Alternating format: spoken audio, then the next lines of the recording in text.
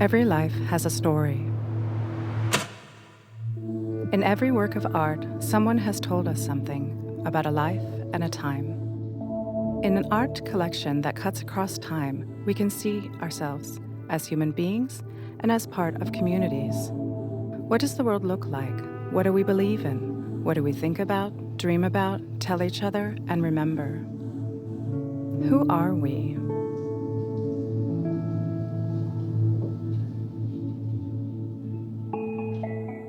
At the end of the 19th century, part of the old ramparts of Copenhagen became the site of Statens Museum for Kunst, SMK. The National Gallery of Denmark, open to all, home to the nation's largest art collection. Over 700 years of art history, preserved in the form of more than 260,000 works of art. The works originally belonged to the Danish kings, who collected art and put it in Christiansborg Palace. But with the introduction of democracy in Denmark in 1849, the collection became the property of the nation. Absolute monarchy was abolished, and the art became a gift to the people, reflecting the history of the people and the narratives about the people. Every work of art has a story. The painting, The Fall of the Titans, was acquired by King Christian IV in 1621. The Titans, Cyclopses, and Giants fought a cosmic battle against the Olympian gods, but were banished to the underworld, where they caused earthquakes and volcanic eruptions. The painting escaped no less than 2 fires at Christiansborg Palace before finding a safe home at SMK. It was given the very first registration number in the art collection, which just continued to grow. Hundreds of thousands of works of art from different times, countries, and outlooks, collected, preserved, and presented through changing times and world orders. In one of the museum's newer works, the Great Cosmic Battle has been called off. Atlas, the patriarch, the Titan, and the Allfather has retired. Times are different now.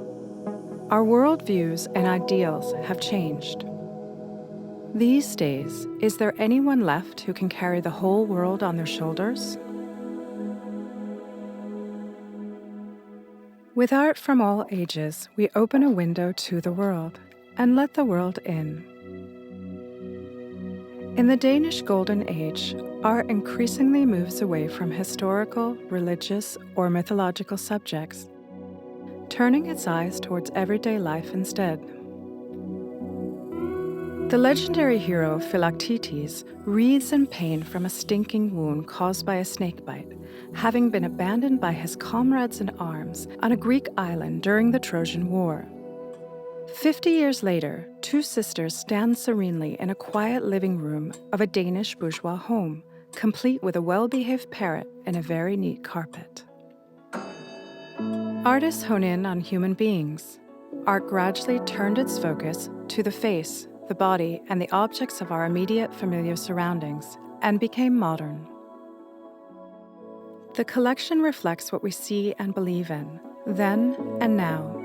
We are constantly reevaluating history. We think, present, communicate, and discuss. We see through the eyes of the past and present, looking at art that has stirred and moved us for many years. Art is made by human beings. And art is received by human beings, welcomed and shaped by the discussions and communities hosted by SMK.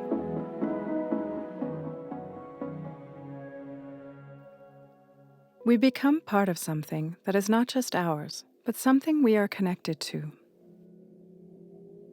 Small portions of melted lard in mouth-blown glass are slowly turning into whale oil, a Greenlandic commodity back in colonial times, and a source of nourishment, pleasure, and light. The work explores questions of affiliation and power. Who are we, as human beings, as a nation, and as a people? What are our foundations, and what brings us together? Our narratives are increasing in number. The collection grows larger. The windows on the world open wide. We need to accommodate clashes and connections. We expand.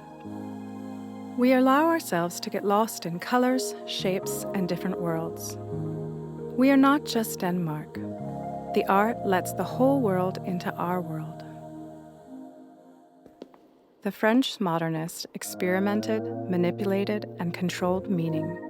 They chose and framed their narratives about people and what we see and do not see. Using seemingly simple means and bold contrast, a portrait of a spouse and an era was created. Coincidingly, inside, with a carefully arranged spouse, with a bent neck, windows, doors, and a restrained use of color, a careful graded scale from darkness to light. In Denmark, too, artists created worlds you can get lost in. With every artwork, someone is telling us something. In the kitchen, in the living room, when changing nappies, in lingerie, and a realistic one take from the artist's everyday life, she takes us into the exotic life of a single mother, illuminates how we see ourselves and others, who we are and who we also are, staged alone and together. SMK is based on the Enlightenment idea that access to authentic historical sources in art can help us become better informed and more aesthetically educated contributors to our community. We can become people who understand that we have the right to express ourselves and to continue contributing to the cultural history. We all have a story. At SMK, we collect them and let them live, now, then, and for the future.